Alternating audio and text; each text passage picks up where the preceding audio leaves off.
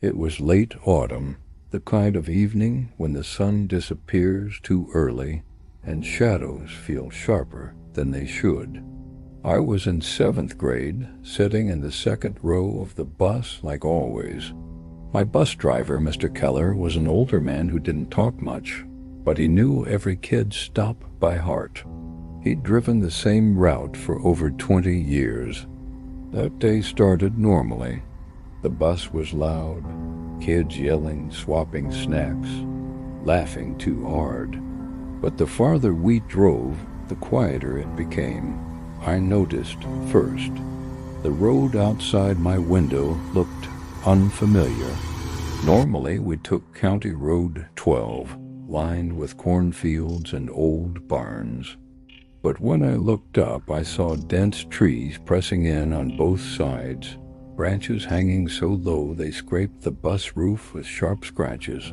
I frowned, leaning into the aisle. This isn't the way home. A couple kids nodded. One girl laughed nervously, but no one else said much. Mr. Keller kept driving. His face reflected in the wide rearview mirror, blank, almost stiff. Mr. Keller, I tried again. You missed the turn. No response. The silence stretched. The hum of the engine felt too loud. Then one boy in the back shouted, "Hey, where are we going?" Still nothing, not a word. We drove deeper into the trees. The road narrowed. Gravel popped beneath the tires.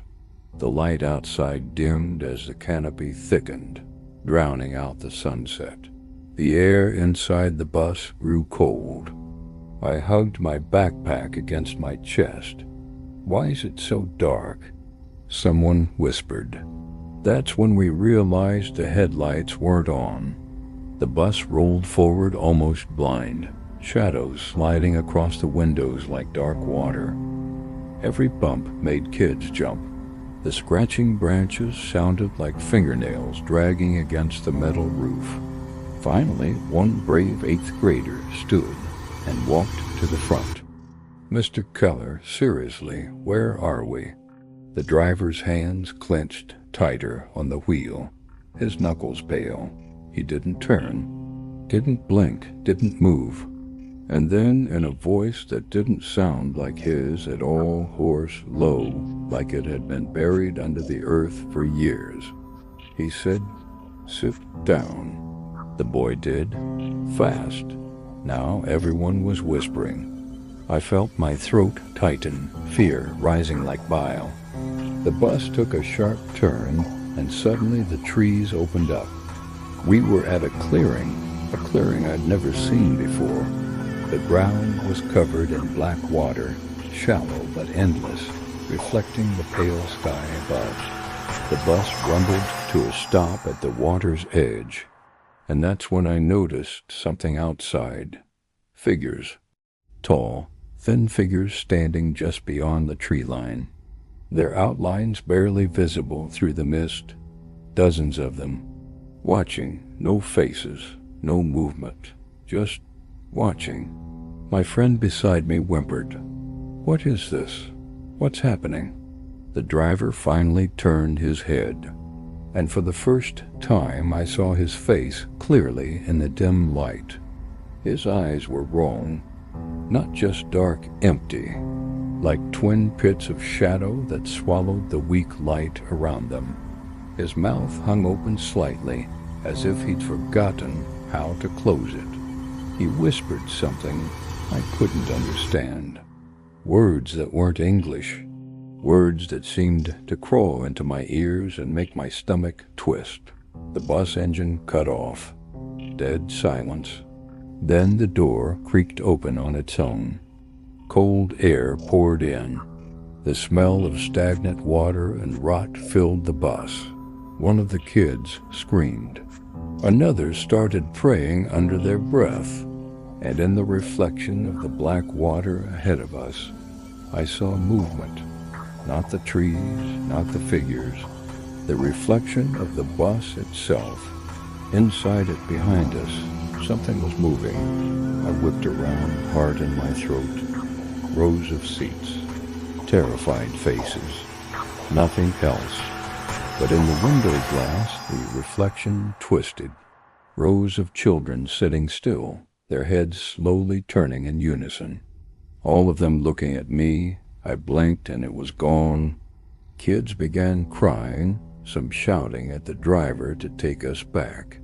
Instead, he stood, slowly. Leaving the wheel, he stepped down into the water. His feet sank into the black surface, as though it was solid ground. The figures in the tree line seemed to lean closer. And then, the bus door began to close, on its own. I lunged forward, shoving my arm between the doors. "Move! Move!" I screamed, pushing them open with every ounce of strength. Kids scrambled, stampeding past me. Shoes splashed through shallow water as they bolted for the trees. I was last. As I leapt from the bus, I glanced back just once. The driver stood ankle-deep in black water, his body stiff, and behind him, in the reflection of that water, the bus was no longer filled with my classmates. It was filled with children I didn't recognize, pale, silent, their eyes all the same empty pits as his, watching me. I ran until my legs burned, until the trees finally opened into a real road. A police cruiser found us wandering an hour later, half hysterical. They said Mr. Keller never returned. They never found the bus either. But some nights on that same stretch of highway, drivers claim they see headlights deep in the woods. And if you listen close, you can hear the faint echo of children screaming muffled, like it's coming from underwater. It started on an ordinary Thursday afternoon. And by ordinary, I mean the kind of day where everything feels painfully normal until it doesn't. Our math teacher, Mr. Graves, gave us a unit test. I had missed the first half of class for a dentist appointment, so when the bell rang, he told me to stay and finish. Everyone else left. The hallway outside was loud for a few moments, voices, laughter, slamming lockers. But soon it faded. The school grew quiet. I sat hunched over my paper, pencil scratching. And that's when I noticed the silence. No papers rustling from Mr. Graves' desk. No pen tapping. I looked up. He was staring at me. Not just watching like a teacher does, but staring, his eyes fixed, like he was studying me. I quickly looked back down, cheeks burning. Maybe I was imagining it. Maybe he was just thinking. But 5 minutes later, when I dared another glance, his head hadn't moved. His eyes were still on me. "Take your time," he said quietly. The words sent a shiver down my back. I forced myself to keep writing, but my hand was trembling. I tried to focus on equations, but every few seconds I felt his gaze drilling into me. The classroom was cold now, too cold. I shifted in my chair. The metal legs squeaked loudly against the tile. Then came the sound that made my stomach drop. Click. I turned my head. Mr. Graves was at the door, his hand on the knob, locking it. The echo of the lock sliding shut was deafening. I froze. My pencil hovered uselessly over the page. "I think I'm finished," I said, forcing a laugh that didn't sound like my own. He didn't laugh. Instead, he walked back toward me, slowly. His footsteps tapped against the floor, measured, deliberate. "No rush," he said again. "Closer now." I swallowed hard. My throat was dry. My palms were slick with sweat. Something about his voice, it was too calm, too rehearsed. I bent back over my test, scribbling the last answers even though my mind was blank. The clock ticked. Every sound in the room felt magnified, the scratch of my pencil, my ragged breathing, his shoes shifting slightly as he stood behind me. When I finished, I shoved the paper forward. "Here," I whispered. He didn't take it right away. Instead, he leaned down over my shoulder. I could smell his breath, stale and sour. I could feel the fabric of his shirt brush against my back. "You're very quiet when it's just us," he murmured. My body went rigid. My chair screeched loudly as I stood so fast it nearly toppled. I grabbed my bag, my voice cracking. "I have to go," he just smiled. Slowly, almost like he'd been waiting for this. After what felt like forever, he slid his hand into his pocket and produced a key. The lock clicked open. "See you tomorrow," he said. I bolted. The hallway had never felt so alive. Students, noise, movement. I didn't look back until I was outside in the freezing air. That night, I couldn't sleep. Every time I shut my eyes, I saw his face leaning over mine, heard those words again. The next morning, I told myself I was overreacting. I needed to calm down. But when I mentioned it quietly to a friend, her expression froze. She leaned closer, whispering. He did the same thing to me. My blood went cold.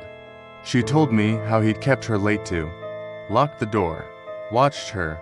Only, she didn't get out as quickly. Together, we decided to tell the guidance counselor. We rehearsed what to say, our hands shaking. The office smelled faintly of coffee and paper as we pushed the door open.